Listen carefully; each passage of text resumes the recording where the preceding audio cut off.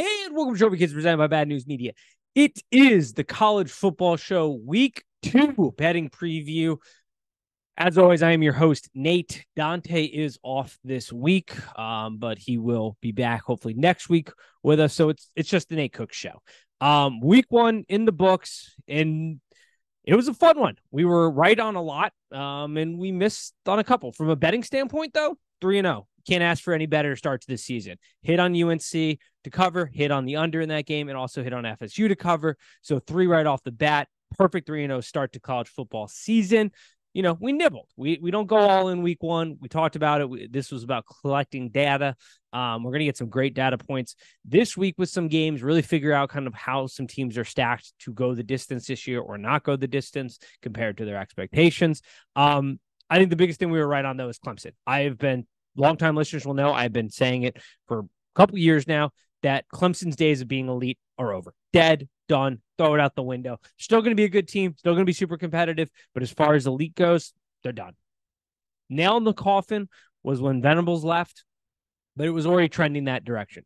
Let's face it, folks. Like Dabo, in a previous lifetime, it feels like almost, was a good salesman. He could recruit the state of Georgia. He was getting some good athletes elsewhere. He had 2 insane quarterbacks in Trevor Lawrence and Deshaun Watson. He had continuity across his coordinator positions. Nobody was leaving. It was like a silent society over there. You couldn't figure out why these guys weren't taking other jobs.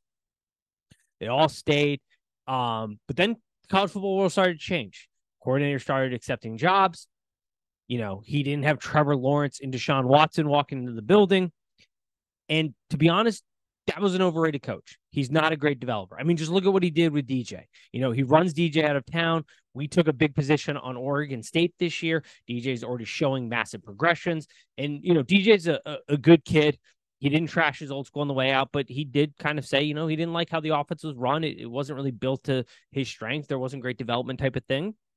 And that's on Dabo. You know, Dabo refuses to play the NIL game. He refuses to go into the portal and get guys. He refuses to adapt offensively. You don't have Venables being the glue that holds this team together, essentially.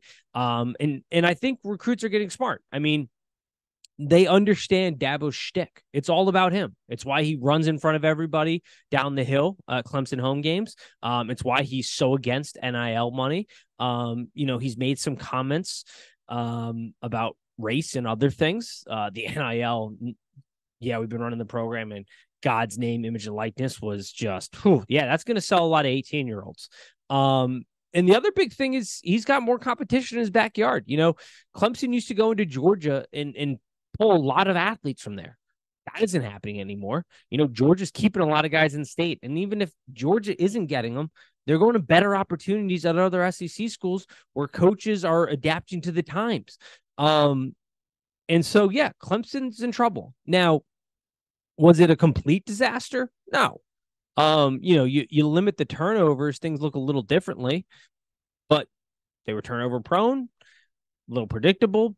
Defense is not as strong as it was under the Venable era. I mean, we started to see that last year with a defensive line that we came on and said was arguably the most talented preseason, and look at the development they had over the course of the season. Wasn't there.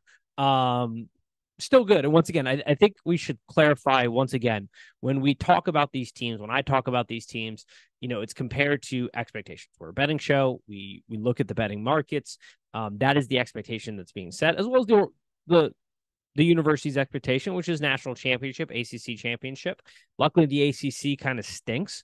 So Clemson's always going to be right in there. They're still going to be a good team. But yeah, they don't have the juice anymore. They lost it, and that's on Dabo. That's 100% Dabo. And we were right on that. One area we were maybe, or at least I shouldn't say I was slightly wrong on Colorado. Let's talk about Colorado TCU. I was wrong on the Colorado TCU prediction. I underestimated how far along the offense was going to be for Colorado, point blank. You know, we knew they were going to want to run a high-speed offense, and I was concerned with how many players they had and kind of that lack of continuity and some real question marks around the offensive line. I did think they were going to struggle a little bit more on more execution. I didn't necessarily think TCU was going to be some dominant force defensively. I mean, TCU does not play defense. They didn't do it last year when they went on their national championship run. They're not going to do it this year. Last 4 games defensively, 31 points to Kansas State, 45 to Michigan, 65 to Georgia, 45 to Colorado. I mean, they can't stop a nosebleed down there. Offensively, though, they put a bit of a hurting on Colorado. They scored points. I think long-term Colorado, though, I'm not saying I'm wrong yet. I think, expectation, the market set it at 3.5. We thought this season was going to be a bit of a failure based on the hype and everybody talking about it. I think it's important that we react to this team being further along than we initially anticipated, but it's not to overreact. I still have a ton of questions about that offensive line. We saw at times where Sanders wanted to hold on to the ball a little bit longer and try to push something down the field. The offensive line started to show some cracks. A lot of this was quick read, get the ball out. There are going to be the defense still gave up a ton of points. There is a weakness there on the defensive line. I think there's going to be a weakness there on the offensive line when you play teams like Utah, like Oregon State, like Washington, like USC, who have a pulse defensively, all of them, and can put up massive points offensively. We're going to get a real kind of look, though, in this Nebraska game. I was right, though. Sanders, absolute stud. That was the thing with the Colorado talk. Nothing we said has been proven wrong just yet, outside of the TCU game evaluation, but the long term of Colorado. I said that Sanders was going to be a stud. I thought he may take a second to adjust a little bit. He's way further ahead, but he's going to be a stud. They have insane talent at the skill positions. The questions were around depth. Can Hunter play as many snaps as they're having him play throughout the entire season? I have my doubts there. I hope so. I hope this team is way better than expected because they're absolutely electric and just so much fun to watch. Like, I want to be wrong here, but I have questions about depth. I have questions about the offensive line and defensive line when they step up in class, because this Pac-12 is just loaded with tons of good offenses, better defensive lines. I mean, you're going to play a Utah team that is physical as hell. I mean, they bully some SEC teams at Utah defensively. Getting punched in the mouth, where that scheme's going to come from, development, depth, all those things are still huge question marks. And I think over the course of the season, my assessment still, this is a 4 to 5 win team probably. So beating the 3.5 point expectation, we're going to say 3 to 5 range. They're somewhere in there. We'll see how this breaks. Depth is going to be a huge concern here, but we need to react, but not overreact from a betting standpoint. They're ahead of schedule, and that's exciting. Like, they're an exciting football team. This Colorado team, I hope I'm wrong because, like I said, they're going to be so much fun. Deion is awesome. It's going to work for Deion. I have no doubt in my mind there. It was just year one. How do they deal with failure when they see it? How do they deal with depth concerns? How do they grow as the season moves on? TCU is not the best litmus test for that. I mean, they lost a ton of players from the national championship team, and that team was a bit of a fluke. Their whole goal was, we just got to outscore you because we can't stop anything. And that has not changed this year. So let's see what this Nebraska team gives them. And I think that's a good starting place. Colorado versus Nebraska this week. The lines moved. Colorado is the favorite here in this game. And I think that's the right move that they're the favorite. Nebraska is going to present a good assessment for where the line play is for Colorado. That's what I'm really looking for. Matt Rhule, unfortunately for Nebraska, new coach, the more things change, the more things stay the same. This team cannot close out games. I think what we saw, though, with Nebraska is Sims is going to kind of be that dual threat. Rhule's got to help him progress in the passing game, but he's electric with his feet. I think the defense is going to be pretty strong again for Nebraska. This is going to be a competitive football team for games like this. Are they going to win the Big Ten? No. Are they going to compete near the top of it? No. This is another, just like Colorado, where the rebuild, it's going to take a year or two to get the guys in there. But I think this is a game where Colorado could be pushed a little bit, that they could face a little adversity. Let's see how they handle it. This is going to be an awesome game to watch from that standpoint. This is going to give us a better assessment as to where Colorado is, especially when they step in to the Pac-12 landscape. All right. The other game week 1, I forgot to break down LSU, FSU. I think, it stands exactly where we thought it was. The evaluation was correct there. Mike Norvell hit the transfer portal. He's hit the recruiting trail well. He's developed and gotten guys into that offense that allow them to be more multiple. He got some tight ends in there. They've got great weapons on the outside. Travis has been developed phenomenally. The defense is looking pretty good.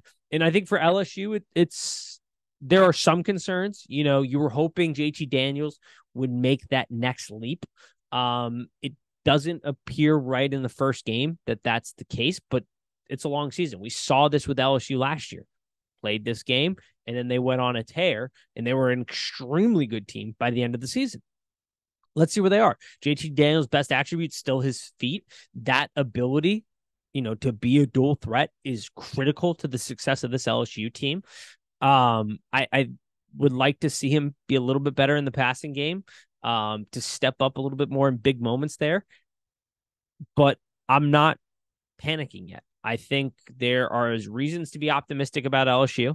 There's definitely reasons to be optimistic about FSU. These are two very good football teams, and they're going to be something to watch week to week from a betting standpoint.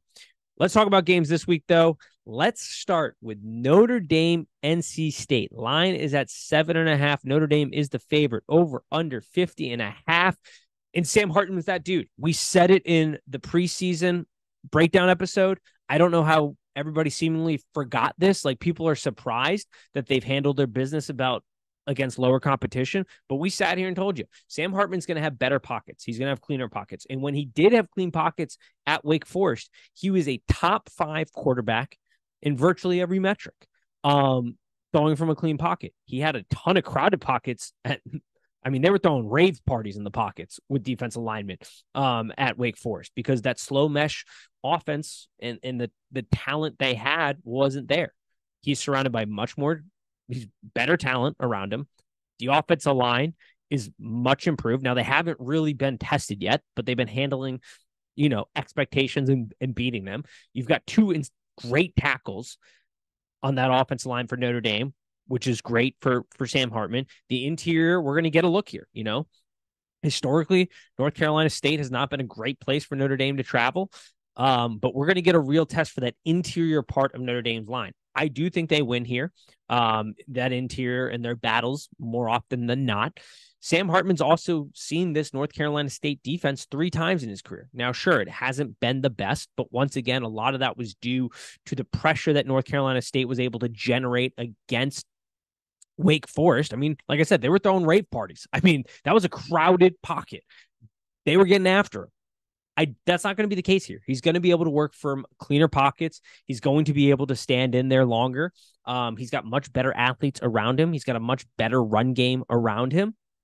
And so I do think that while this offers a very nice test for Notre Dame, that they're going to be able to take advantage of this spot here. NC State runs a 3-3-5 defense. What do we know about a 3-3-5 defense? It requires a lot of understanding and knowing your guys and the play back and forth. It requires, some continuity and some ability to anticipate, because your other guys have their assignments right. And there's not a lot of continuity on this NC State defense right now. So you've got Sam Hartman, who knows this defensive strategy, the philosophy. It has not changed. He's faced it 3 times now. He's surrounded by better athletes. He's surrounded by a better line. He's surrounded by 2 stud left tackles, a good run game, and a defense that looks pretty good so far. Once again, have not been tested. This is going to be a great test, but I did go ahead and bet Notre Dame on this game. I feel pretty confident in Sam Hartman and this team. And Notre Dame, they're looking pretty damn good. It's going to be a real interesting test down the line, because they've got a hard-ass schedule. This is a tough road game, but I like them here in this spot. Another team we're going to be looking at, Wisconsin, Washington State. Line is at 6.5. Under over is at 58.5. Wisconsin is the favorite. And this is why you need to make sure you're catching our preseason breakdowns, because we talked about how a lot of people were high on Wisconsin coming into this season because of the new offense, because Phil Longo coming over from North Carolina. He's an absolute madman. The transformation they're going to make on offense. But we said this is going to be adjustment. It's not going to be smooth sailing the first year because you haven't gotten the guys in the door at Wisconsin that can run this offense. This team is very much built like the past Wisconsin teams. And that's why you saw huge success rates against Buffalo when they ran the ball on standard downs. I mean, they were successful 65% of the time on standard downs rushing the ball.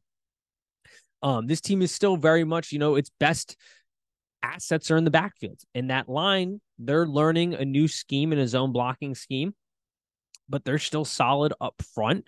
The Washington State defensive line is certainly susceptible on the interior. And so I think there's going to be a lot of opportunities for Wisconsin to kind of still play a little bully ball. Now they are going to start to open things up. We know that they're a little bit more versatile than in the past, but I do think there's an opportunity here because of the Wisconsin's ability to run the ball inside the guards and center position and run it in the interior and open up the pass game that way. But as far as this season for Wisconsin, we talked about it. It's going to be up and down. They haven't gotten the guys there. I don't think there's any reason to not be optimistic about this season, but not be as optimistic as some people who are picking them to like win the Big Ten and be in the Big Ten championship and really make a push for it. They're still a couple years before they can make that push. Now, NIL allows you to flip a roster so quickly now, but they're a little bit away on this. But I do like them in this spot because I know Pac-12 football. I know what Washington State is. I think defensively Wisconsin matches it up very well here. So I do like Wisconsin in this spot. The game that I am very excited to get eyeballs on is Texas A&M versus the U. We had talked about this leading up to the season that these two teams are in pretty crucial years, and this game was going to give us a window into how this season could play out early in the season. It's a great game to watch to kind of better understand these teams, to get more data points on them from a betting standpoint. I'm incredibly excited for this game to kind of see what these two teams are going to offer. Let's start on the Texas A&M side of the ball because I do have a little bit more concerns on that side of the ball. We saw in that New Mexico game, New Mexico got after their asses. They were able to bring some pressure against Texas A&M. That offensive line for Texas A&M did not look particularly good in that New Mexico State game. New Mexico State got after them. And it's going to be important in this game because for the offensive line to hold up, because Miami University, the U, their weakness defensively, the spot you're going to want to try to take advantage of them is in the secondary in trying to pick apart that team. And there will be some deep shot opportunities available for them there. But is the offensive line going to hold up? I don't know. Is this offensive line ready to hold up over the course of an SEC season? I don't know. It's a big question mark. We're going to learn that in this game. We're also going to learn about what Miami is going to be offensively. I am optimistic about this Miami offense. I do think it's trending in the right direction. You get Restrepo back, which is a big security blanket for this offense in the slot. You have good running backs. The offensive line is starting to trend upwards, as you would expect with Mario Cristobal being the head coach. That has got to be a strong point for them. It's heading in the right direction, but this is going to be a test for both A&M and Miami, for A&M's defense and Miami's offense. The defense has taken a step back. And, where are they going to be at? Can this defensive line win in the trenches? Like this is such an important game to study the trenches on, because this is where games are going to be won and lost for these two teams. They've got guys on this team. There's talent on this team, but if they can't block and they can't get after the quarterback, it's going to be a long season for both these teams. Much longer for an A&M because they're in the SEC compared to a down ACC. I do think Miami's going to be able to get after them a little bit here. I do think they're going to be able to put up some points. I do trend to that side with Miami at plus 3.5. I put a small wager on that. Just a little bit of a nibble because this game for me is more about watching it, getting a feel for these teams and where they are at defensively. All right. The marquee game, the game of the week. Texas versus Bama. Line is set at 7.5. Over under is 54.5. So excited for this game. This is going to be a good one, folks. It's in Tuscaloosa. Texas is coming into town. I will say there are reasons for both these teams to be very optimistic, but also to potentially have a little bit of concern. Let's talk about Alabama. Milroe looked great in his first start. Looked phenomenal. Now it's against Middle Tennessee State, so take that with a grain of salt. You're going up against a much better Texas defense here. And this is going to be important to see what the weapons look like. Coming into the season, we had huge questions about the Alabama wide receiver room because it was, you just look at it. It's not what it's been the last couple of years. Similar to like the Ohio State quarterback room. There's been a certain expectation of the quality of players you've been bringing in. And we're sort of seeing this Alabama team sort of trend back to the older Alabama teams where it was heavy run based and leans on the defense and occasionally taking the shot. Good news for Alabama is that the dual threat quarterback is going to open it up a little bit more, which is great. Can Jalen Milroe, though, continue to be accurate down the field with big play opportunities here and be able to push it down the field? That's the question at hand here. I think Texas has been pretty vocal about they're going to put on Jalen Milroe. He's got to beat us. They're going to dare him to take some shots and to see if he can be accurate downfield, which that's the big question mark coming into this season. Middle Tennessee State doesn't give you a great look into that window. But this is going to be a better test. And the question coming in, we know what he can do with his feet. We know he's a good quarterback, Jalen Milroe. We know that. But is he that guy to take Alabama on a national championship run? Great measuring stick here because he's going to have to make plays. Texas is going to load the box. They're going to bring some pressure. Can he make plays? Can the Alabama offensive line stay up? Can these wide receivers get some separation? That's a big concern here for me. You flip it to the Texas side, though. And I think the biggest point right now is we got to watch the injury report for Alabama. 2 guys in their secondary, Malachi Moore, crucial point for them, and Jalen Key are both day-to-day. They got injured in the Middle Tennessee State game. If they can't go, Texas is going to be able to open it up. That wide receiver room is ready. Xavier Worthy, he is that dude. There's going to be some opportunities down the field. Quentin Ewers, we saw it last year before he got hurt in the Alabama game, which quarterbacks have not had the best track record. So strap up Archie, make sure your arm is ready and warm because Alabama has loved nothing more than hurting Tennessee or Texas quarterbacks in these games. Quentin Ewers was looking good in the Alabama game before he got injured. When he came back and played, there were moments where you go, okay, I could see the talent, but the consistency wasn't there. If Malachi Moore and Jalen Key can't go, or even if they do go, they're not going to be at 100%. If Quentin Ewers can't play well in this game, I think that starts to raise a yellow flag. We're not going to say the red flag is thrown out there yet, but a bit of a yellow flag of what's going on here. Why can't Stark get this guy to unlock that aspect of his game? Because he's got the talent at wide receiver. There's going to be plays to be made there. So if he can't hit that, that's a little bit of a concern. I think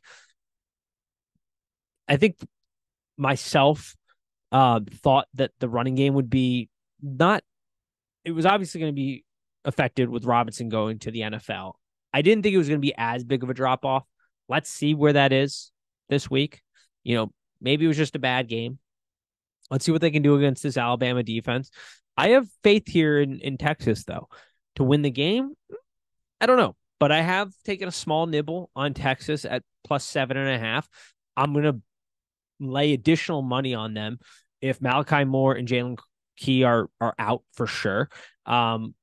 even if they're announced in, let's see what happens with that number. If it moves at all. I don't think it will, but let's see where the public pushes this, and we might bite again on Texas. I think Texas is going to hold in this game and be very, very competitive here.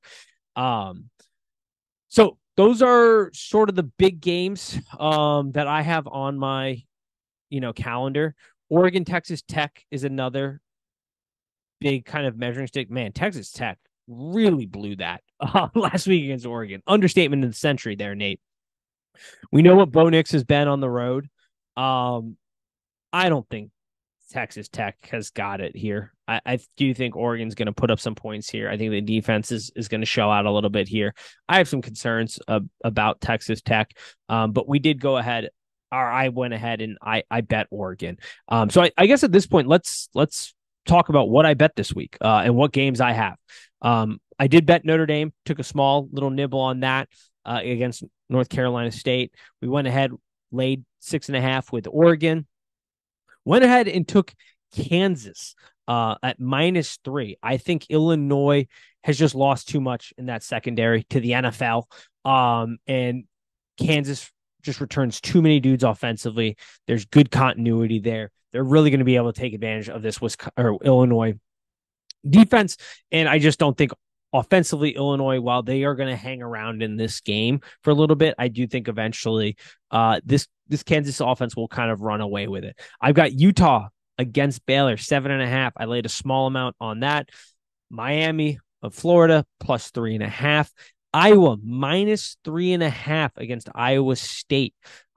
This Iowa team is ready to go. I mean, the defense is just like we had expected them to be. Very, very good. Cade McNamara, he does offer another level to this offense. He's the guy that they needed. Now, are they blowing the barn doors off anybody? No, but we talked about this in the preseason show. He's a step up over Pratt. I mean, he just it's clear cut. He is that dude. He's in the facilities early. He loves the game of football. He understands this offense. And I do think that, unfortunately, for Iowa State, this Iowa team is just going to be a little bit too much for them to handle. So I did go ahead and I bet Iowa at -3.5, Texas +7.5, Wisconsin, we got it at -6. And that's all I got so far right now. Those are the bets. I may add in a couple additional ones here. So make sure you're following the Trophy Kids podcast Twitter and Instagram accounts where those will be posted. And this is a great week, folks. This is to get excited. This is going to be the week when we can really, after this weekend, we can really start to dig into these teams, understand a lot of these teams a lot better across the board. Going to get eyes on a lot of football. And this is measuring stick week. Week 2 is data point measuring stick week. Let's see what a lot of these teams are made of. Let's see how we can bet them moving forward and what expectations can be. This is where we can really start to dig in. I'm super excited for this. I hope you enjoyed this. It's a little bit of a quicker one. We'll be back next week. Like I said, Dante will be on. We went to Vegas last week. I went to Maine for a wedding. Complete polar opposites right there. So he's still recovering, but we'll hopefully be back next week. I will always be back there. Make sure to check out the NFL podcast. That is coming out tomorrow or today as well. It'll come out later Friday night, most likely, maybe Saturday morning. We'll see. And as always, peace.